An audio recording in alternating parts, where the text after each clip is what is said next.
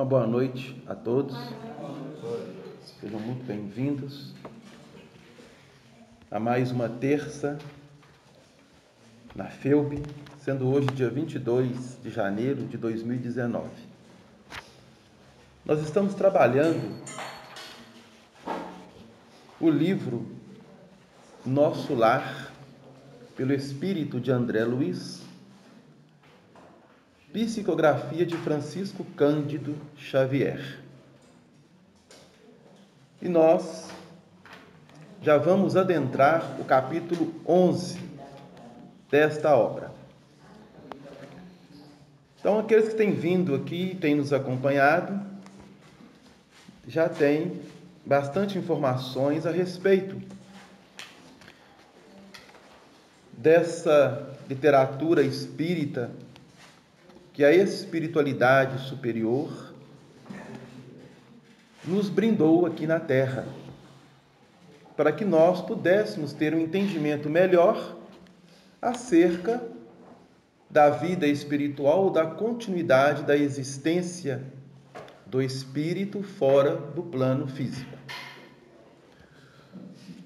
Como todos sabem, André Luiz foi um médico aqui na Terra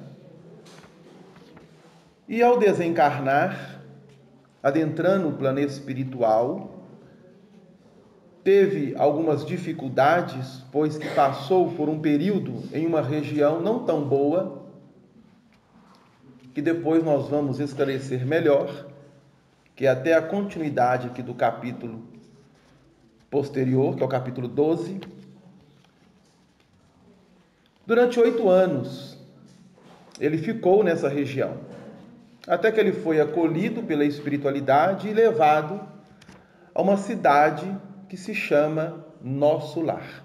Essa cidade, ela está localizada no estado do Rio de Janeiro. Ela fica na atmosfera espiritual do estado do Rio de Janeiro. E ali, ele foi recebendo tratamento até que teve condições de iniciar na colônia algum tipo de trabalho, o que o ajudou bastante no seu processo de recuperação, porque até então ele estava como que sendo não um cidadão da colônia ou da cidade de Nosso Lar. Ele estava tendo um amparo da espiritualidade maior para que ali pudesse estar. Porque após a sua desencarnação, a sua condição espiritual não lhe permitia estar naquela colônia. Então ele foi amparado por diversos amigos, dentre eles a própria mãe biológica que fora na Terra. E a sua mãe, ela não morava na colônia Nosso Lar, na cidade espiritual de Nosso Lar. Ela morava numa cidade em uma esfera mais elevada. Assim, depois ele vai descrever aqui no livro. E aí ele travou uma amizade com um enfermeiro visitador do parque hospitalar, onde ele fora levado, chamado Lísias. E Lísias não somente era um enfermeiro do mesmo, como também se tornou este amigo, e através dessa amizade foi demonstrando e mostrando e explicando a ele todas as atividades da cidade espiritual Nosso Lar. No estudo anterior, nós comentamos o capítulo 10, que falávamos sobre o Bosque das Águas. Eles fizeram essa visita a essa região, que é uma das regiões mais bonitas da cidade espiritual Nosso Lar.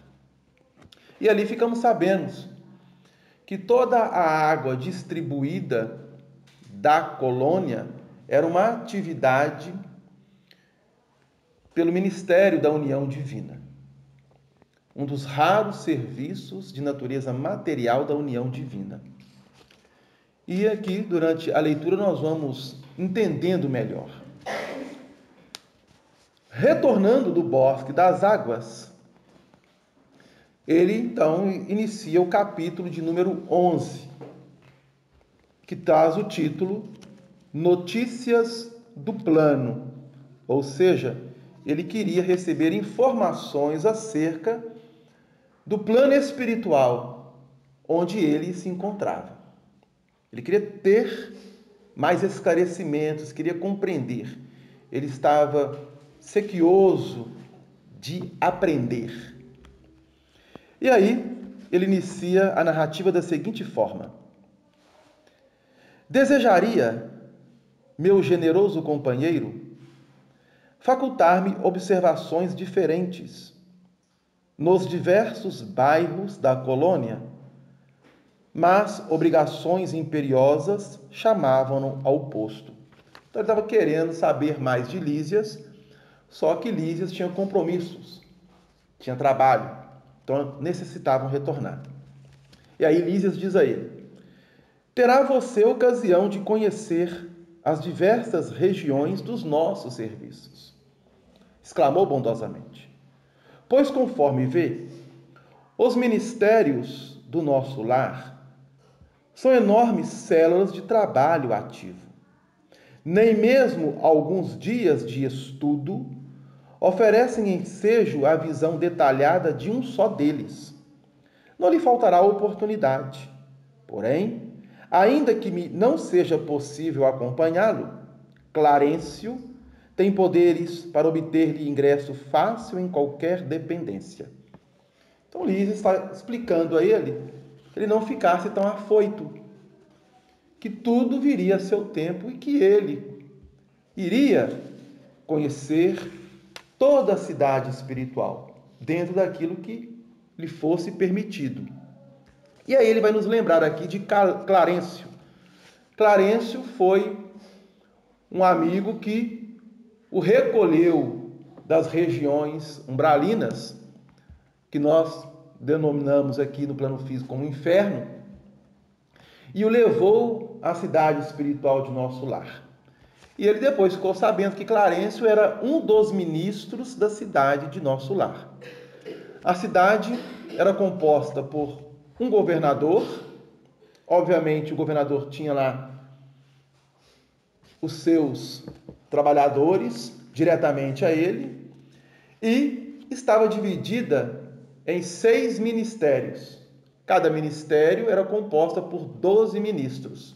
E Clarencio fazia parte de um desses ministérios, que é o Ministério do Auxílio.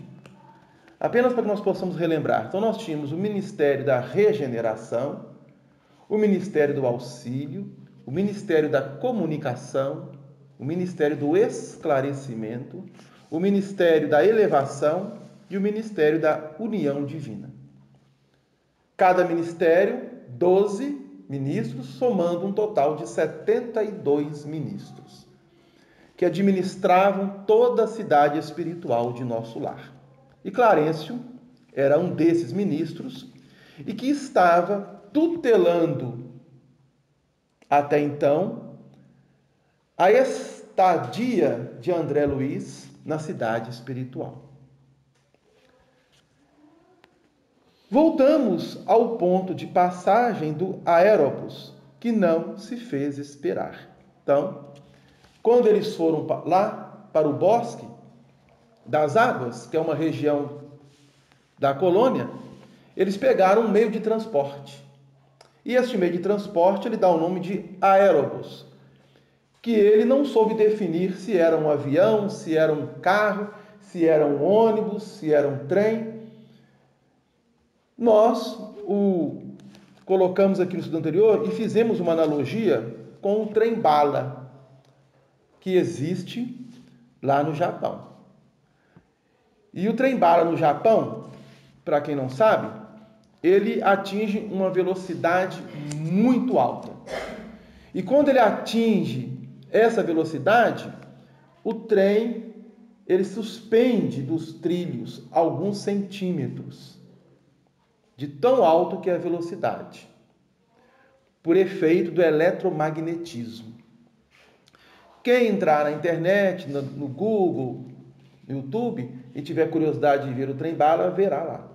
É uma velocidade inimaginável. E o aerobus era uma espécie, fazendo uma analogia, do trem-bala. Só que ele não andava em trilhos. Obviamente, ele tinha uma área de trafegar, que o próprio André Luiz, na lição anterior, vai nos dizer que ele teve a oportunidade de visitar o departamento de trânsito e de tráfego da colônia espiritual de Nosso Lar. Interessante isso.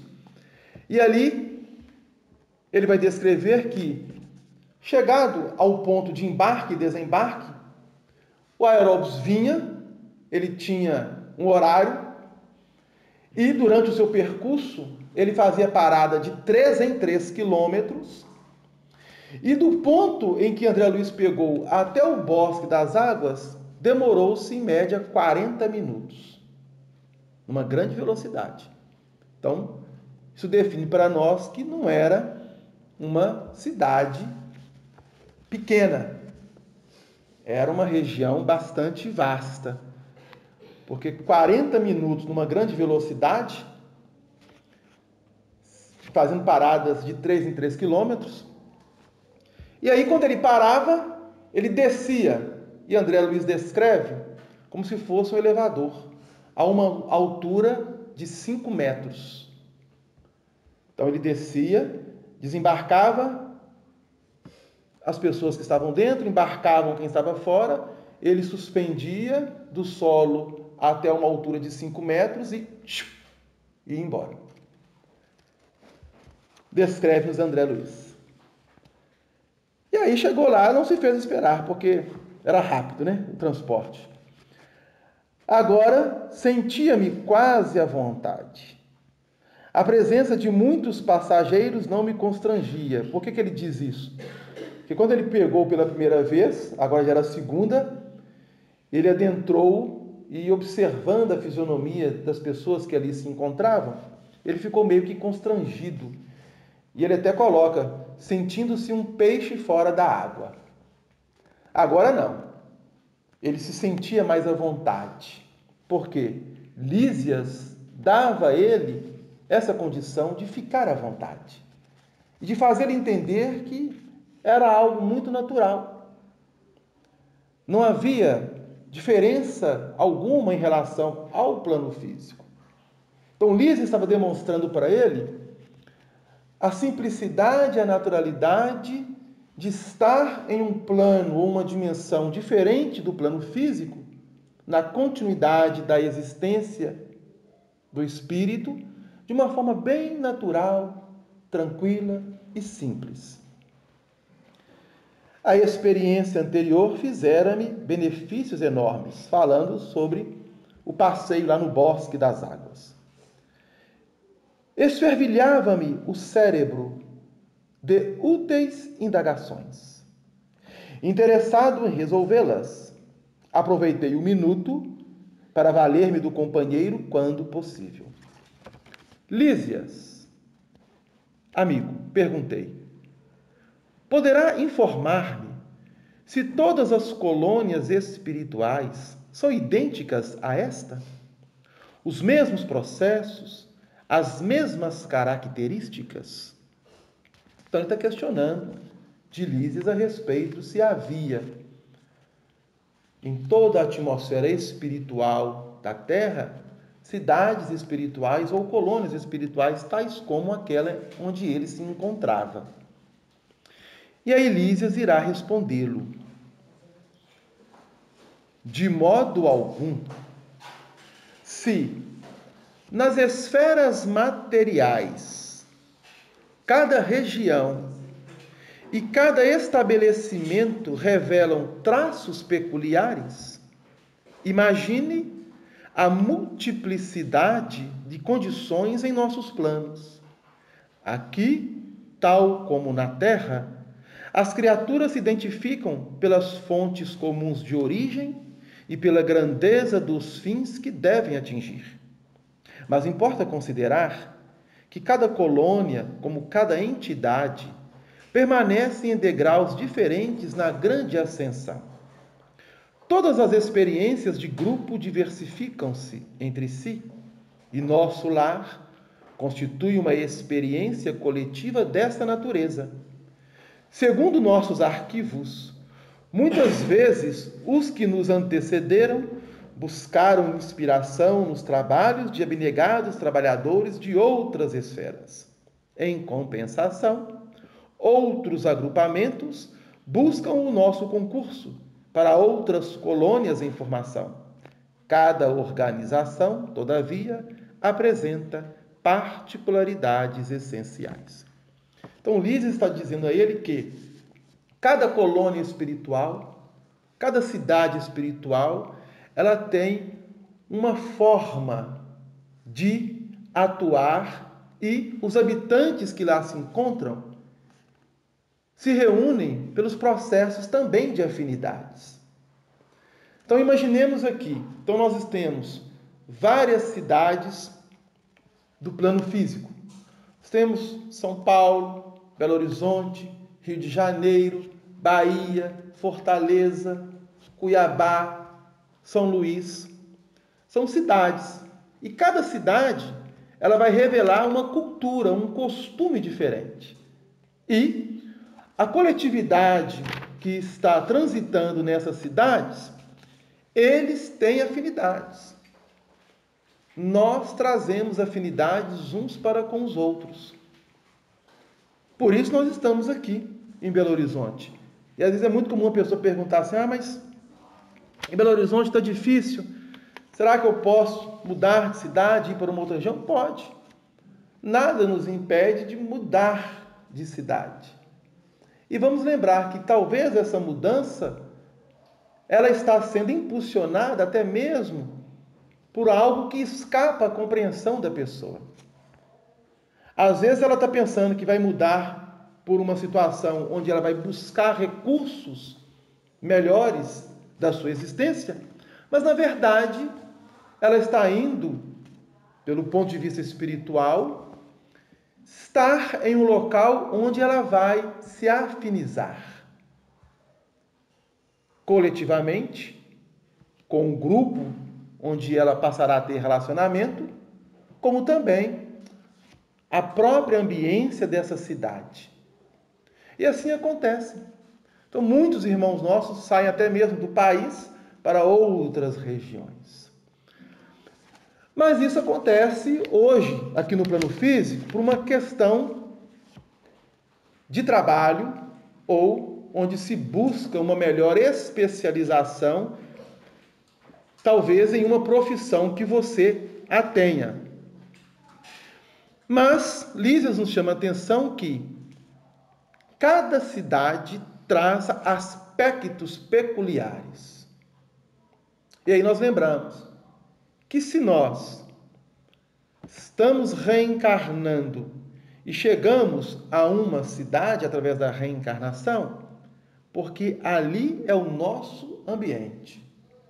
Às vezes somos deslocados daquele ambiente para outras regiões.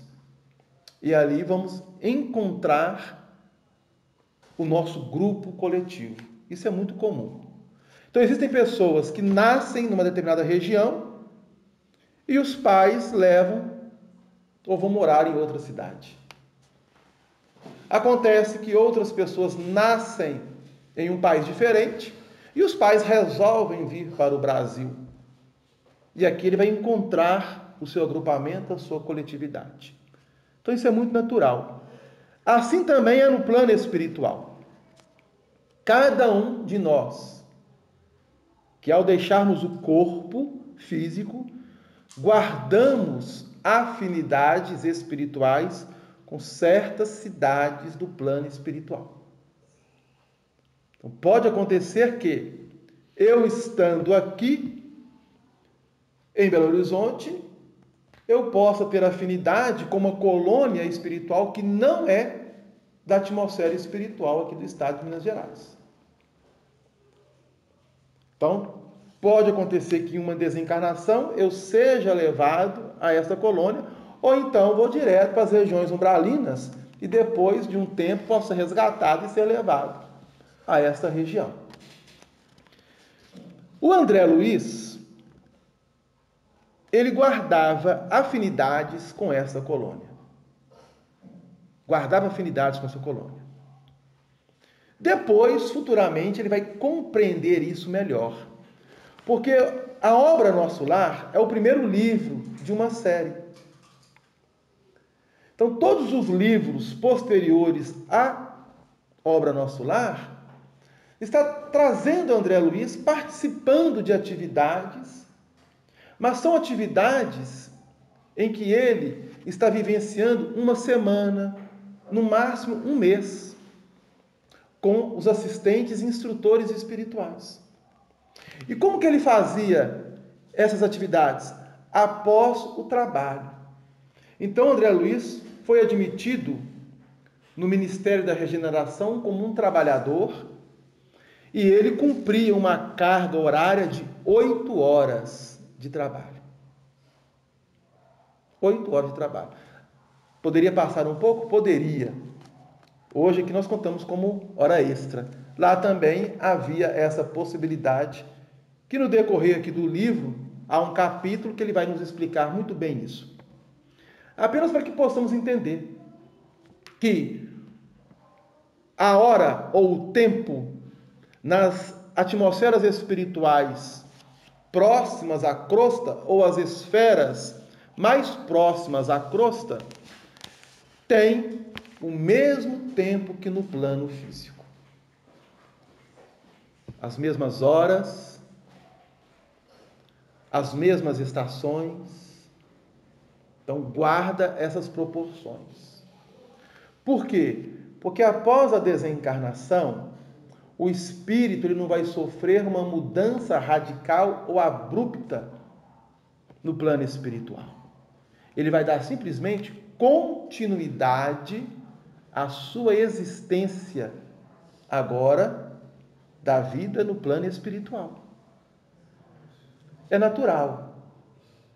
E aí, quanto mais se eleva o espírito, obviamente, essas noções de tempo e espaço vão se alterando. Vão se alterando.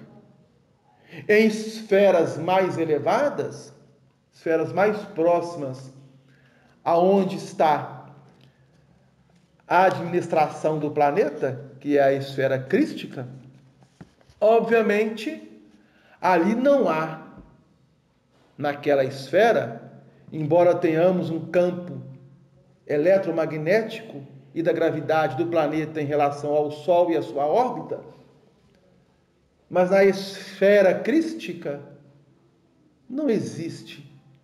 Para as mentes e para as entidades que ali se encontram, o tempo, conforme nós entendemos, nos planos mais densos aqui da Terra. Então isso é importante considerar. Porque quando o espírito atinge um grau de maturidade na sua evolução, ele não está circunscrito a tempo. Não está circunscrito a tempo. Tempo, para ele, não vai existir. É difícil entender isso, mas é simples. Por quê? Vamos lembrar que a Terra é uma esfera que faz uma órbita em torno de si mesma e em torno do Sol. Em torno do Sol, ela demora 365 dias. Algumas horas, alguns minutos, há uma variação, por isso nós temos o ano aí bissexto. Em torno de si mesma, 24 horas, alguns minutos, alguns segundos, que vai depois, no somatório, definir esse ano bissexto. Essa órbita, ela cumpre dentro de uma perfeição absoluta. Se alterar a órbita da Terra em relação ao movimento que ela faz em torno de si mesma, em torno do Sol, 1 centímetro apenas, teremos problemas de natureza física no planeta. Porque tudo está programado, tudo foi arquitetado pelas mentes superiores. Mas a Terra ela não está sozinha. Sabemos hoje, pelos dados da ciência, que outros planetas existem no nosso sistema solar. E que cada planeta tem a sua própria órbita, ou seja, um movimento em torno de si mesmo e em torno do Sol. E esse movimento em torno de si mesmo e em torno do Sol difere do movimento da Terra. Não é o mesmo. Isso quer dizer que, em outro planeta, o dia e a noite é diferente daqui da Terra. Isso quer dizer que os anos em outro planeta é diferente aqui da Terra. Então vamos pegar o exemplo de Júpiter, que é o quinto planeta do sistema solar em relação ao Sol. Então nós temos Mercúrio, Vênus, Terra, Marte, Júpiter. Júpiter é o maior planeta do sistema.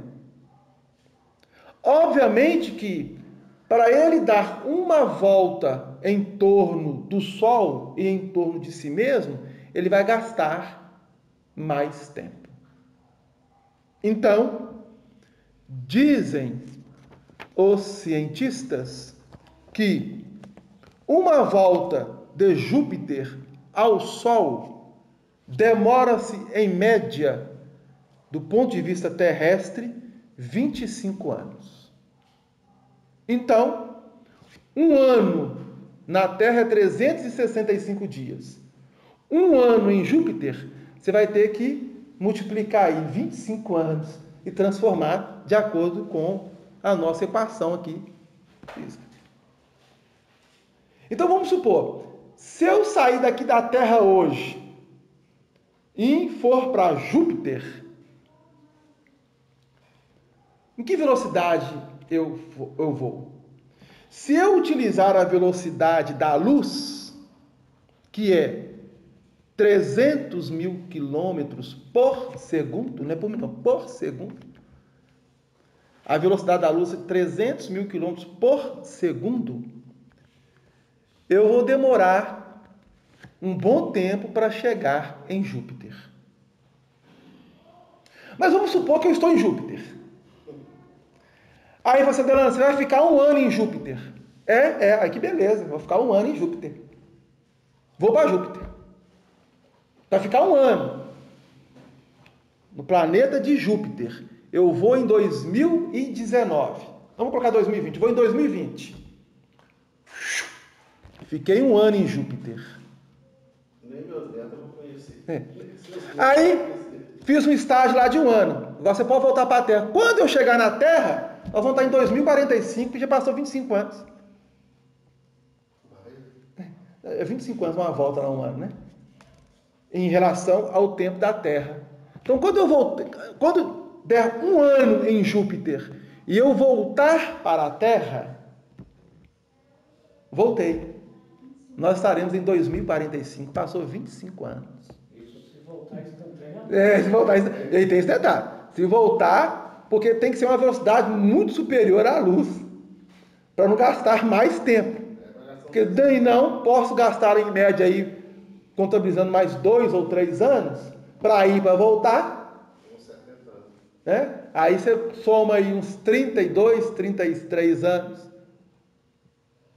Você vai ter seus netos. Não sei. Vai. Apenas para a gente ter essa diferenciação em relação ao tempo. Então, o tempo, ele está de acordo com o planeta e a sua órbita em torno de um Sol ao qual ele faz parte. O tempo na Terra não é o mesmo de Júpiter, de Marte, de Vênus, não é. São tempos diferenciados. Assim em todo o universo. Então nós estamos falando do nosso sistema, dos planetas vizinhos. Existe na literatura espírita, depois nós vamos adentrar isso melhor, que o planeta Terra, que ele está falando aqui da ascensão, né? De modo algum, se nas esferas materiais, cada região e cada estabelecimento revelam traços peculiares, imagine a multiplicidade de condições em nossos planos. Aqui, tal como na Terra, as criaturas se identificam pelas fontes comuns de origem e pela grandeza dos fins que devem atingir. Mas importa considerar que cada colônia, como cada entidade, permanece em degraus diferentes na grande ascensão. A Terra, ela está num degrau da escala dos mundos, conforme nos ensina a doutrina espírita. No Evangelho segundo o Espiritismo, no capítulo 3, Kardec vai descrever para nós as categorias de mundos. E lá, nós ficamos sabendo que a Terra está no segundo degrau. Nós saímos de uma condição de mundo primitivo, adentramos a condição de mundo de provas e expiações e estamos aspirando a subir para o terceiro degrau, que é o mundo de regeneração. Essa categoria é uma classificação geral apenas didática, para que nós possamos ter uma compreensão melhor, segundo a definição dos espíritos do próprio Kardec. Pois bem, assim em tudo. Aí, quando a Terra saiu do mundo primitivo para adentrar um mundo de provas e expiações, ela recebeu um contingente de espíritos vindos de outros planetas, fora do nosso sistema. Esses espíritos, eles não habitavam nenhum planeta do nosso sistema. Eles vieram de outro sistema. Muitos vão dizer, pela literatura espírita, que é o sistema de Cabra ou Capela, que faz parte da família ao qual o nosso sistema está inserido. O nosso sistema solar, ele está movimentando-se no espaço juntamente com outros sistemas que formam uma família. Me parece que ao todo são 13 ou 14 sistemas. E esse sistema Cabra ou Capela faz parte deste agrupamento e chegou um determinado momento que espíritos desse sistema vieram para cá, chegando aqui na Terra. E narra-nos alguns amigos espirituais, por intermédio até mesmo de Francisco Cândido Xavier, que a luz que se emite da Terra ou de Capela, vice-versa, para se chegar da Terra à Capela ou de Capela à Terra, demora-se em torno de 42 mil anos. 42 mil anos. É a distância da Terra para esse sistema. 42 mil anos.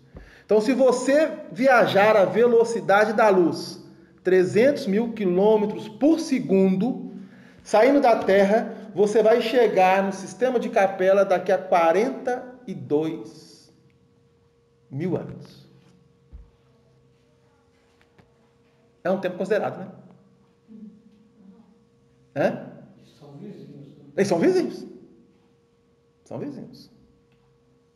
42 mil anos. E são vizinhos. E aí, o André Luiz, sedento de saber, coitado, mal ele sabia, né, que tinha vida em outros planetas, porque mal ele sabia que a vida continuava fora do plano físico. Para ele foi uma surpresa.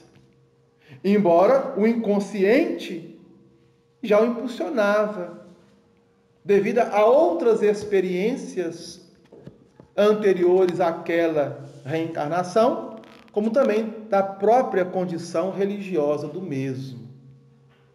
Porque todas as religiões pregam e ensinam a imortalidade da alma ou a continuidade da vida. Todas, sem exceção. Embora algumas trazem algumas informações que vão negar isso. Por exemplo, havia uma seita, nós já comentamos isso aqui, à época de Jesus, que era uma das mais importantes e mais conceituadas, que eram os saduceus. Então, à época de Jesus, a religião predominante de Israel era o judaísmo. O judaísmo, ele estava subdividido em várias seitas. E existia no judaísmo um corpo administrativo que legislava sobre todos os judeus. Pois bem, este corpo administrativo era constituído de 72 sacerdotes, ou 72 membros, e oriundos de seitas diferentes. As duas principais eram os fariseus e os saduceus. Os saduceus compunham a maior parte nesta assembleia, que se chamava o Sinédrio. Pois bem, os saduceus, eles acreditavam em Deus, mas não acreditavam na imortalidade da alma e na continuidade da vida fora do plano físico. Diferente dos fariseus, que acreditavam em Deus e acreditavam na ressurreição. Olha que coisa interessante. Era a mesma linha de doutrina, porque eles estudavam os livros que hoje é composto o Velho Testamento, as Escrituras, como era chamada. Então, o nosso Velho Testamento traz 39 livros, ou mais, no caso a católica, traz 46 livros das Escrituras Sagradas. O protestantismo traz 39 livros no Velho Testamento.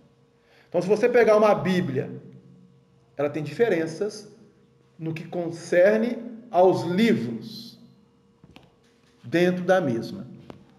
Bíblia significa a reunião ou o coletivo de livros. A Bíblia Católica possui 46 livros no Velho Testamento e 27 livros no Novo Testamento, somando-se 73 livros. A Bíblia Protestante, ela tem 39 livros no Velho Testamento, mais 27 livros no Novo Testamento, compondo um total de 66 livros. Essa é a diferença. Uma tem mais livros do que a outra. Só isso, mais nada. Ok? E por que o protestantismo conserva 39 livros? Porque o protestantismo traz raiz com o judaísmo. Porque o judaísmo possuía 39 livros. As escrituras sagradas do judaísmo eram compostas de 39 livros. Ok? Ah, Delano, quais são eles? Então, quem tem essas duas, pode chegar em casa e pegar. Isso é bom ter os dois exemplares, ter uma Bíblia protestante e uma Bíblia considerada católica. São cristãs. O Novo Testamento não tem diferença alguma. São os 27 livros. A diferença está no Velho. Ok? Curiosidades à parte, os livros que foram extraídos do judaísmo e também do protestantismo, que segue a linha, são livro de Tobias, livro de Judite, primeiro e segundo livros de Macabeus, livro de Sabedoria, o livro de Eclesiástico e o profeta Baruque. E algumas alguns capítulos do livro de Lamentações e do profeta Daniel também foram suprimidos de uma Bíblia protestante para a Bíblia católica. Ok? Esses são os livros. Tem um pouquinho disso? Tem. Porque os saduceus eram a maioria do sinédrio. Por exemplo, tinham 72 membros. Vamos colocar que eram 40 saduceus e 32 fariseus. Quando colocavam um assunto em pauta para ser votado, obviamente, 40 tem mais voto que 32, não tem? 8 a mais. É assim que funciona. Democracia. Mas o grupo era maior. Embora em algumas situações haviam votos que se igualavam, quando eram assuntos não pertinentes a conceitos profundos da estrutura da Escritura Sagrada. Como os saduceus não acreditavam na imortalidade da alma e nem na comunicabilidade de que a alma poderia retornar e vir, eles suprimiram-se 7 livros que vão narrar fatos interessantes. Por exemplo, o livro de Tobias narra-nos que um anjo aparece a Tobias, dizendo para Tobias aquilo que ele deveria fazer, e convive com Tobias um tempo. Este anjo só existe no livro de Tobias, que é o anjo Rafael. Então nós temos 3 anjos na Escritura Sagrada. No protestantismo só tem 2, que é o anjo Gabriel, que aparece a Maria de Nazaré e a José no Novo Testamento, e no livro do Apocalipse nós temos o anjo Miguel. No Velho Testamento é descrito para nós este anjo Rafael no livro de Tobias. Os saduceus não acreditavam na imortalidade da alma, não acreditavam na comunidade do Espírito. Esse livro não serve, tira. Se você pegar os livros de sabedoria, o livro de Judite, 1º e 2º Macabeus e o profeta Baruque, você vai encontrar grandes semelhanças da continuidade da vida no plano fora da matéria e nessa comunhão entre os espíritos nessas 2 esferas. E o 1º e 2º livro de Macabeus foi suprimido porque ele está narrando também sobre as questões de idolatria. Idolatria. Houve uma revolta muito grande entre as 10 tribos, com 2 tribos, que depois se originou o judaísmo. Então, o judaísmo é fruto de uma dispersão das 12 tribos de Jacó, ficando 2 tribos apenas e 10 desligadas do judaísmo. Essa situação é descrita no 1º e 2º livro de Macabeus. Houve uma cisão e por parte de grandes questões de natureza do próprio entendimento de Deus e a sua relação com a criatura, eles acharam por melhor retirar. Aí você vai dizer assim, mas no Velho Testamento existem passagens que existem comunicabilidade do espírito com o plano físico. Vamos lembrar de Moisés. As proibições.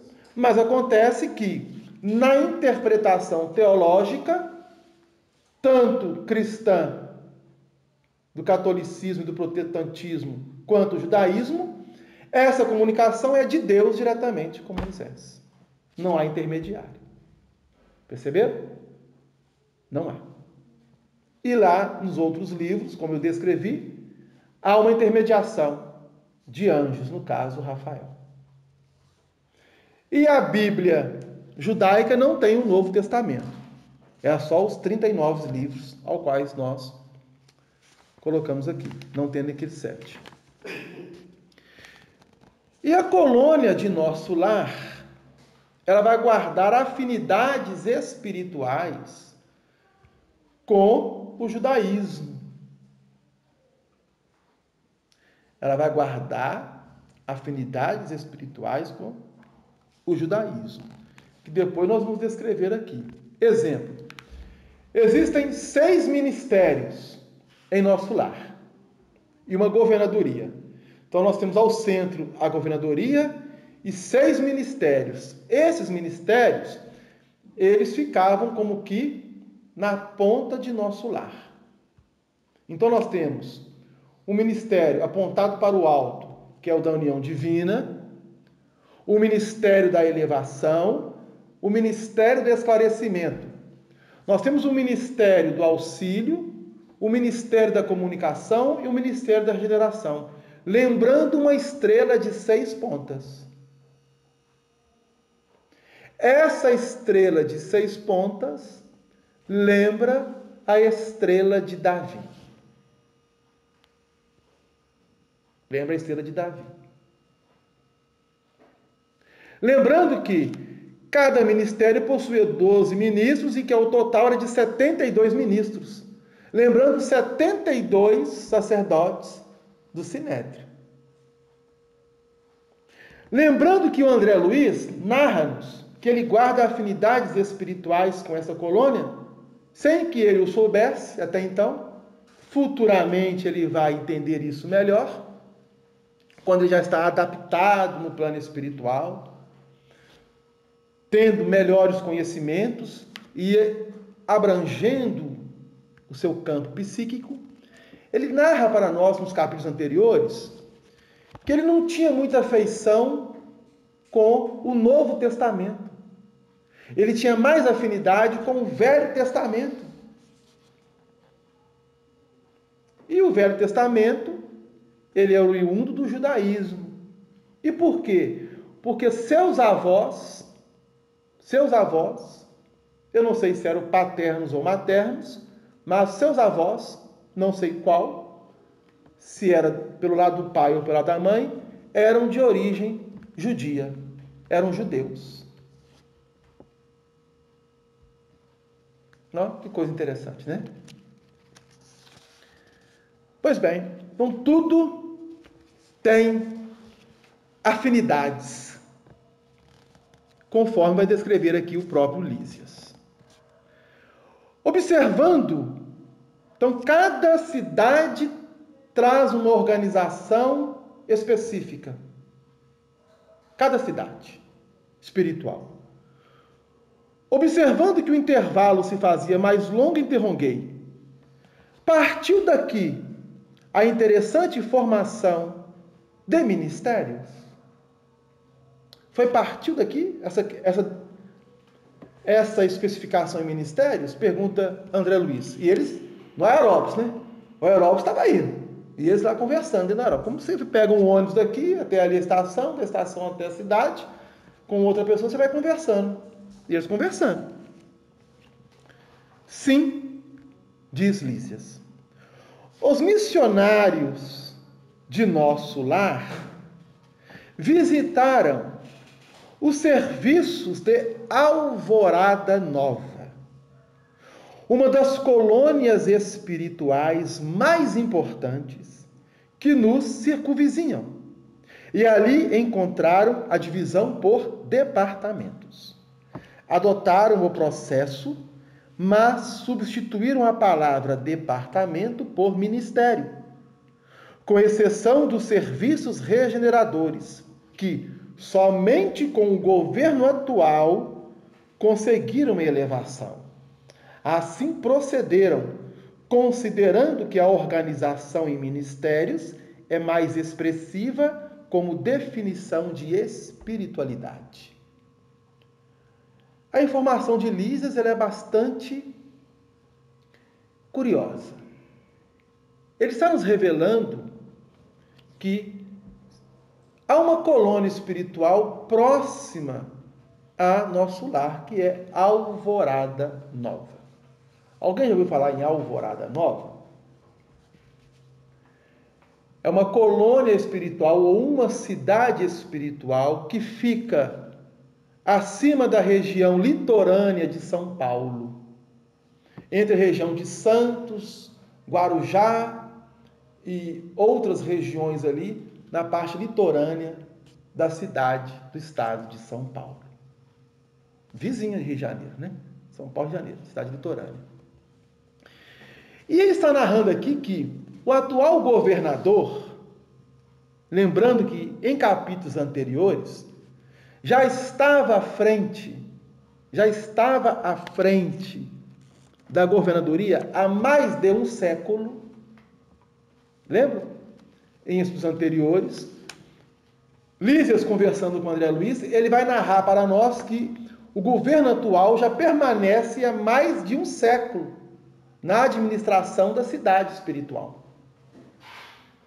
Então, o governador, há mais de 100 anos, direciona e dirige a colônia de Nosso Lar.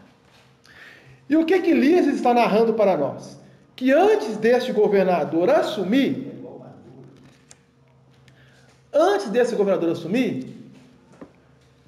os ministérios eram constituídos por ministérios, somente a regeneração não era atribuída a ela o nome de ministério. E que com a chegada do atual governador, há 100 anos atrás, ele então elevou aquele departamento, aquele área de serviço, a um ministério chamado Ministério da Regeneração. Olha que coisa interessante. E aí está lembrando que missionários da cidade Nosso Lar foram visitar essa colônia espiritual. É uma colônia espiritual também bastante antiga, Alvorada Nova. Talvez até mais antiga do que a própria colônia de Nosso Lar, por estar no estado de São Paulo. Nós tivemos informações mais precisas dessa colônia a partir da década de 80 do século passado, final da década de 80 para 90. Foi lançado um livro intitulado Alvorada Nova. Neste livro é narrado que um grupo de médiuns lá do estado de São Paulo, precisamente da região de Matão, eles tiveram alguns desdobramentos secundados por amigos espirituais que lhes permitiram visualizar essa cidade espiritual. E através desses desdobramentos, eles despertavam e anotavam e depois acasalavam as informações, onde foi lançado este livro intitulado Alvorada Nova. Lá eles estão narrando que a colônia de Alvorada Nova, ela está numa esfera mais elevada que a cidade espiritual de Nosso Lar. Olha que coisa interessante. E é narrado também que ela é dirigida, na atualidade, por um espírito que teve uma atividade muito grandiosa e profícua no plano físico, aqui no Brasil, chamado Caiarba Exútel. Eu não sei se alguém já ouviu falar. Caiarba Exútel foi um grande divulgador do espiritismo, foi médico farmacêutico, historiador, poliglota e político. Ele nasceu no estado do Rio de Janeiro em 1868 e desencarnou no ano de 1938. Então, como nós estamos falando de afinidade, só para você ver, ele nasce no Rio de Janeiro, mas ele foi para o estado de São Paulo, onde viveu até a sua desencarnação. especificamente na cidade de Matão, região central do estado de São Paulo. E ele se tornou um grande bandeirante do espiritismo. Por que bandeirante do espiritismo? Porque foi um grande divulgador do espiritismo à época, levando o espiritismo para as rádios. Ele chegou a fundar revistas espíritas. Ele teve correspondência com uma revista internacional, que é a Revista Internacional de Espiritismo, onde ele escrevia para essa revista, além de trazer a revista O Clarim para nós. Ele fundou um parque editatorial na cidade de Matão, onde pudesse estar publicando não somente os livros da codificação espírita, como também vários livros por ele trabalhados. Então, nós temos alguns livros importantes da literatura espírita escritos por ele, quando encarnado, como, por exemplo, Parábolas dos Ensinos de Jesus, de Kajar Beixúter. Nós temos o Apocalipse Sintético, ou a síntese do Apocalipse. Nós temos outras obras trabalhadas por ele. Então foi um grande divulgador do espiritismo, além de ser político. Ele foi prefeito da cidade de Matão. À sua época, Matão era um vilarejo, era um povoado. E como político, ele fez com que Matão se tornasse um município do estado de São Paulo. E hoje, Matão contém, segundo os dados do IBGE, uma população que gira em torno de 82 a 84 mil pessoas na cidade de Matão. E Kajar Beixúter foi um grande divulgador do espiritismo, um grande trabalhador espírita, e é narrado neste livro Alvorada Nova que ele administra a colônia Alvorada Nova. Interessante, porque isso quer dizer que ele guardava afinidades com o estado de São Paulo. Ele reencarna no Rio de Janeiro, mas ele tinha afinidades com o estado de São Paulo. Que ele foi para lá, desencarnou lá, e ao desencarnar, ele ficou numa região espiritual do estado de São Paulo. Questão de afinidade espiritual. Mas está chegando a hora, né? Não, para fazer a prece de radiação. Então nós vamos fazer o intervalo, depois continuaremos para fazermos a prece de irradiação. 9 horas agora. Então, dando continuidade aqui, como nós falamos de Kajar Beixúter, de Alvorada Nova, e lembrando aqui a própria música dos 5 amigos, eu não sei se vocês leram aí, há um entre eles que é a Sheila, ou o espírito Sheila. Esta irmã Sheila, segundo os dados do próprio livro Alvorada Nova, ela é a responsável pelo hospital desta colônia, Alvorada Nova. Então nós observamos que na região de Nosso Lar, o parque hospitalar ficava a cargo do Ministério da Regeneração.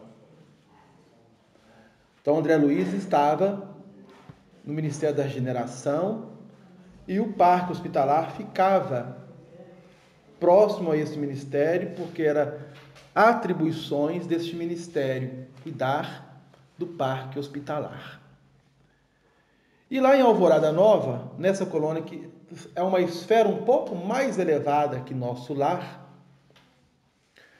quando a gente fala um pouco mais elevada, isso quer dizer que Alvorada Nova, a atmosfera espiritual onde ela se encontra não está em uma região umbralina.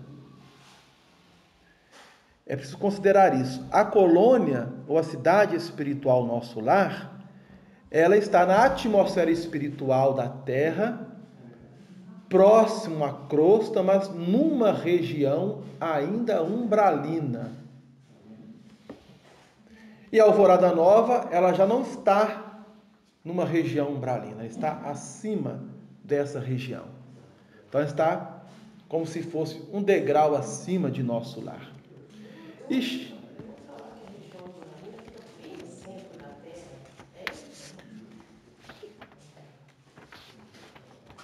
Aí é a região umbralina trevosa, porque nós temos, depois nós vamos descrever isso, o capítulo 12 vai trazer justamente o título umbral, ou umbral, onde Lísias vai descrever essas questões e nós vamos trazer, dependendo da oportunidade, um mapa espiritual da cidade, onde eu vou passar para as pessoas estiverem presentes.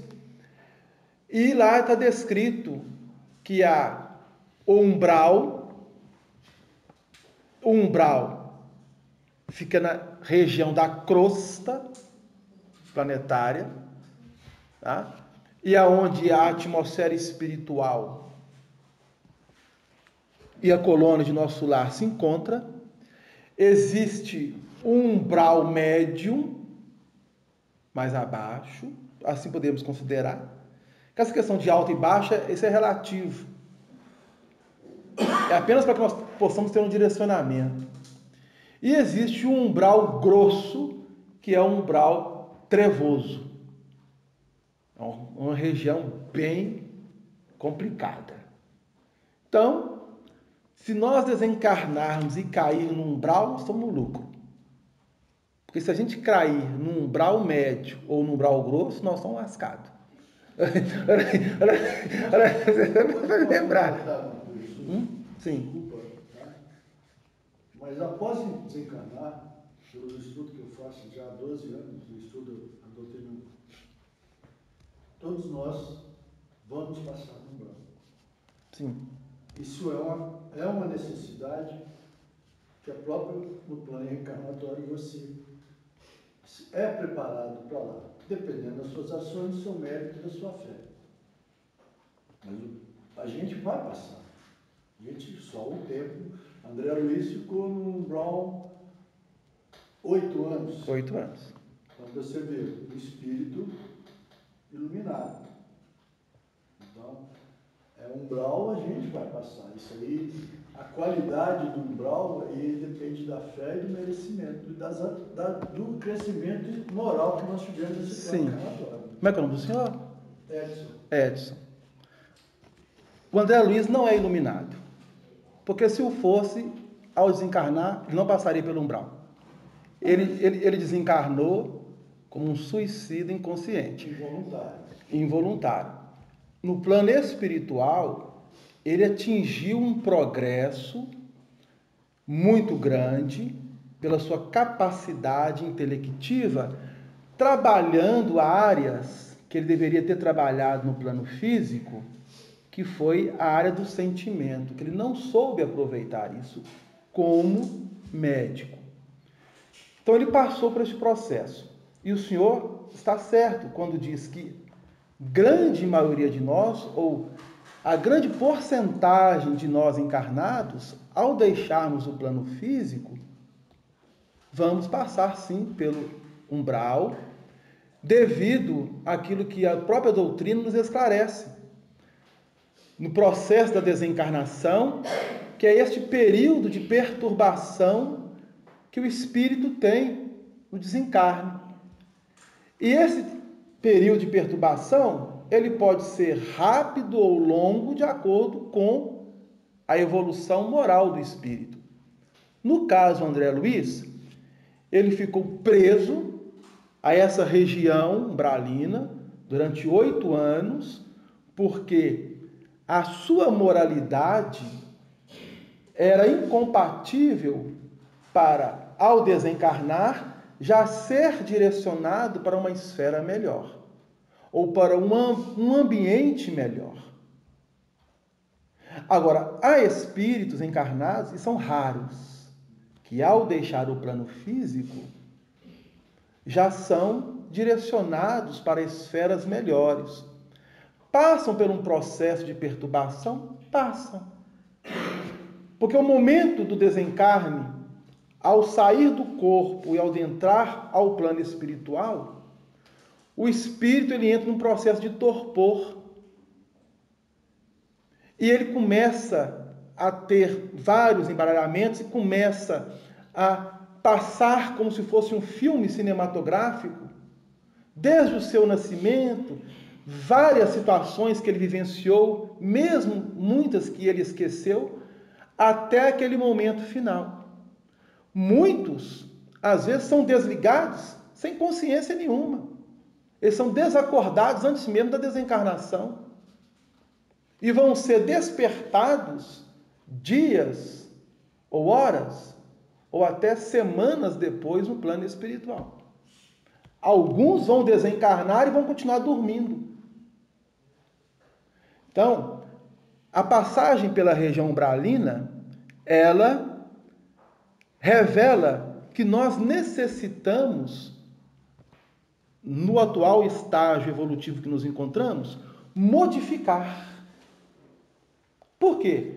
Porque a espiritualidade está trazendo para nós informações e está em nossas mãos mudar a nossa condição espiritual, moral, a fim de que, quando desencarnarmos, se nós conseguirmos não passar pelo umbral, vai ser bom, vai ser ótimo. Mas, infelizmente, como o senhor Edson bem colocou, grande maioria de nós, ou a grande porcentagem, vai passar pelo umbral. Então, raríssimos são aqueles que não passam pelo umbral. É relato que o Chico falou, eu vou passar agora.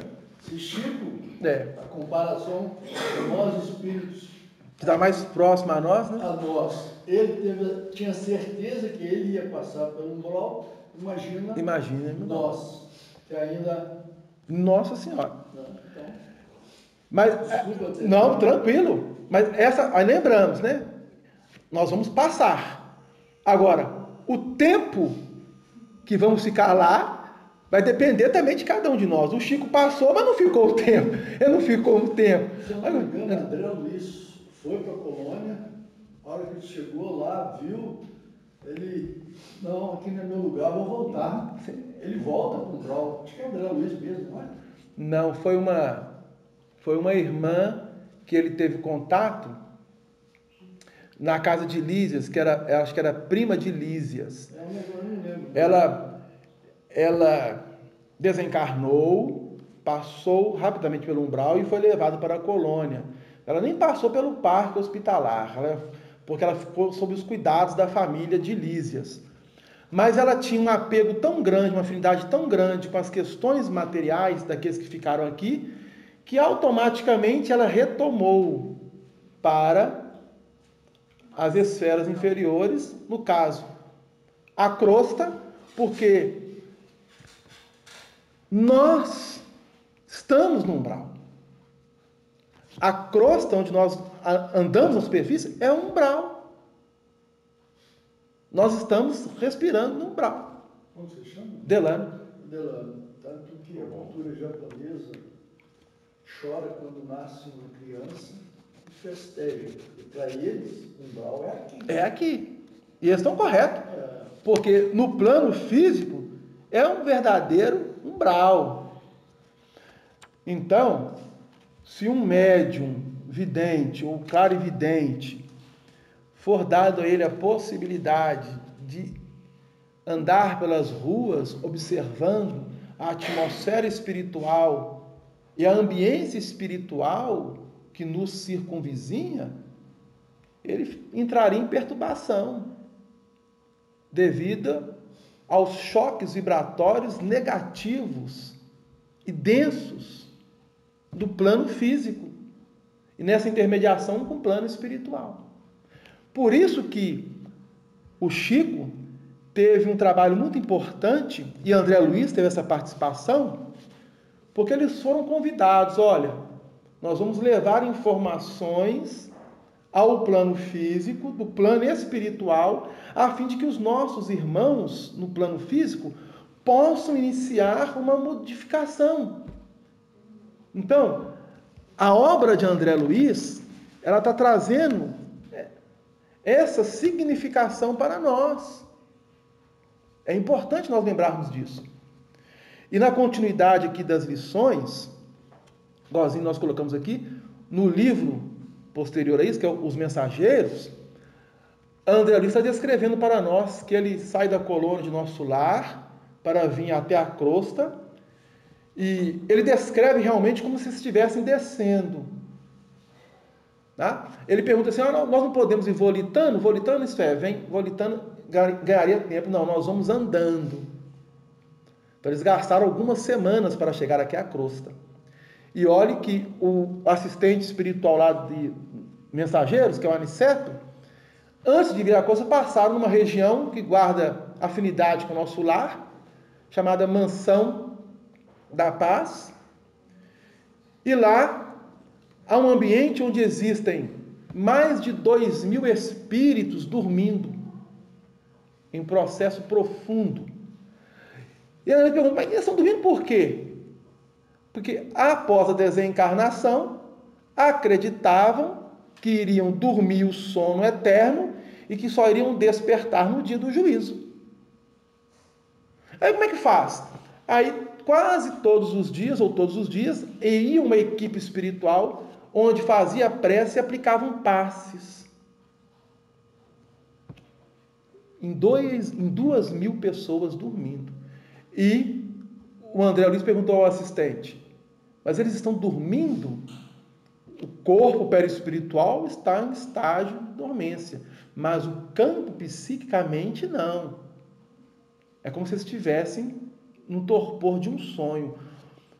Aí ele coloca a destra assim a mão direita na mente de André Luiz, a fim de aguçar a visão dele espiritual, e quando ele vai enxergar, observe esse irmão, ele começa a ver uma entidade que está dormindo, tendo sonhos, que eram situações vivenciadas por ela no plano físico, e situações conflituosas, que ela estava ali remoendo aquela situação. Está no livro Mensageiros. Né? Quem sabe futuramente, após nosso lar, nós damos continuidade ao livro. Para a gente observar como que é importante o nosso estágio no plano físico e, a partir de agora, começarmos a tomar consciência que nós podemos sim modificar a nossa vibração, a nossa sintonia, criando afinidades melhores, espiritualmente falando, e trabalhando o nosso campo de moralidade, para que ao deixarmos o plano físico, passemos pelo umbral, e não fiquemos no umbral. Porque passar uma coisa, ficar é outra. Não é mesmo? Justo. Reforma íntima. Reforma íntima. Existe um livro do André Luiz, que é o Voltei. Eu não sei se alguém teve a oportunidade de ver. O Voltei é uma obra trazida por um amigo espiritual, desencarnado no final da década de 40, e ele foi presidente da Federação Espírita Brasileira. O nome dele é Frederico Figner, conhecido como Irmão Jacó, ou Jacob. E ele descreve que ao desencarnar, ele teve uma ajuda muito grande da espiritualidade, do próprio Bezerra de Menezes, da filha dele, que o ajudou, e a sua desencarnação, ele foi colocado em um grupo de espíritos que guardavam proporções afins e que tiveram que ficar na região, na crosta, umbral, antes de irem para locais melhores. E o Bezerra trabalhando com ele para o processo de travessia dessa região umbralina para esferas melhores. E no momento da travessia, eles ficaram algumas semanas aqui, de acordo com a necessidade deles, no umbral, e foi presidente da Federação Espírita Brasileira. No processo da travessia, vários espíritos começaram a querer como que atacá-los. Mas atacar mesmo. E aí, Bezerra, com um grupo de amigos, cria um cordão magnético, a fim de que eles não se aproximam, e pedem para os que haviam desencarnado, entre eles o Frederico Figner, darem as mãos e cantarem. Cantarem e não mentalizar qualquer coisa que pudesse sugerir algo do plano físico. E Bezerra foi claro: se fizerem isso, vão ficar, não vão passar. Você vê a gravidade do assunto. E o Frederico Figner foi chamado pelo nome. Ah, vocês estão levando ele é nosso, ele vai ficar aqui. E ele tomou um susto: que isso? Aí o Bezerra mentaliza o Cristo, pensa no Cristo, não mentaliza qualquer coisa que sugere algo do campo físico, porque caso contrário você vai ficar. Aí ele entrou na onda do Bezerra, como se diz, né? Agarrou o Bezerra, não me deixa aqui não, e conseguiu passar. Né? Olha você ver quem vem só pegar o cara. Bezerra de beleza. Quem vem pegar o cara. Carregar no colo. Não pode ter ninguém na vela. Pois bem, mas o nosso tempo se esgotou. Nós vamos dar continuidade aqui, né? Este capítulo 11, no próximo estudo, depois avançando um pouco no capítulo 12, que até já chegamos a comentar ele, né? Porque ele vai falar sobre umbral. E já até estamos adentrando ele, de certa forma. Mas é importante nós começarmos a refletirmos sobre isso. Muito importante. Ok? Porque tudo faz parte dessa sintonia, dessa afinidade que nós estamos criando. É importante nós começarmos a trabalhar o campo mental, o nosso pensamento, os nossos sentimentos, e aquilo que Edson, né, colocou, a importância dessa reforma, dessa transformação. E o próprio Kardec nos ensina no Evangelho segundo o Espiritismo, que o verdadeiro espírita o reconhece quando ele aplica este conhecimento a um processo de reeducação e transformação moral. Caso contrário, nós estamos apenas passando pelo Espiritismo sem deixar que o Espiritismo entre em nós. É a mesma forma o cristão. Precisamos nos tornar cristãos. Então, nós não podemos passar pelo cristianismo. Nós temos que deixar que o cristianismo, que Cristo adentre em nós. Você tem uma fala de Chico, né? Foi perguntado sobre o Espiritismo, e ele fala: se Kardec estivesse falando que o Espiritismo seria a salvação, eu nunca seria espírita. Mas com uma frase: sem caridade não há salvação, eu sou espírita. É verdade. E a prova que a caridade é o maior bem que um ser humano consegue. Ela resume no amor, na fé e na bondade. É verdade. Então, se a pessoa trabalhar a caridade que muitas pessoas interpretam de pegar uma roupa, eu estou fazendo uma... Não. A caridade é muito mais profunda do que... você está tirando alguma coisa do seu guarda-roupa que você não gosta mais e dando. A caridade é aquele coisinha lá que você não dá em mim mais, mas eu gosto tanto. Aí você pega e dá para o irmão. Aí é uma coisa. E nós, seu Edson, somos completamente descaridosos para conosco mesmo. É só nós pensarmos. Porque nós não somos caridosos com a gente. Então como é que vai ser com o próximo? Justo.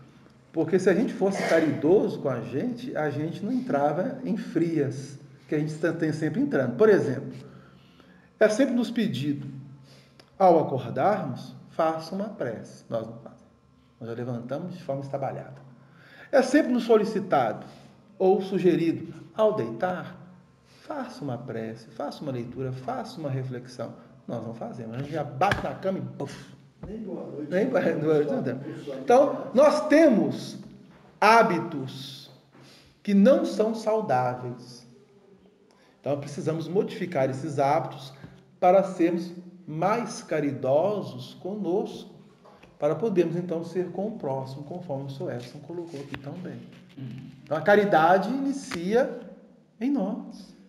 E outra coisa, né? A gente não tem que trabalhar isso na gente, é individual. Mas você não tem que preocupar com lá na frente, você tem que preocupar com as suas ações. Eu não vou fazer isso porque não é assim. Não adianta, faça a sua parte. O resto, as responsabilidades são dadas a cada um. Cada um vai ter seu cesto para recolher o bom e, vamos entre aspas, o mal. É verdade.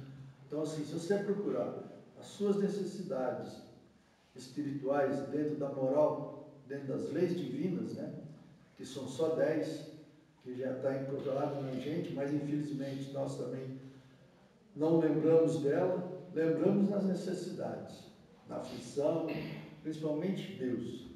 Eu li uma frase que é muito bacana: a gente sabe muito pedir a Deus, mas a gente esquece de agradecer também. Isso é verdade. Pedir conosco, né? Agradecer. Bom, mas nós então agradecemos a oportunidade, né, Sr. Nota? E vamos encerrar. E lembrando que depois nós continuaremos um pouco do capítulo 11, onde nós paramos aqui, e adentrando já o capítulo 12. Ok? Uma boa noite, muita paz, e vamos fechar aí com o canto, né, Sr. Nota? Nós agradecemos a presença de todos e nós vamos entoar uma Ave Maria. E após essa Ave Maria, nós vamos pedir o nosso irmão aqui para fazer a prece final por todos nós. Sim.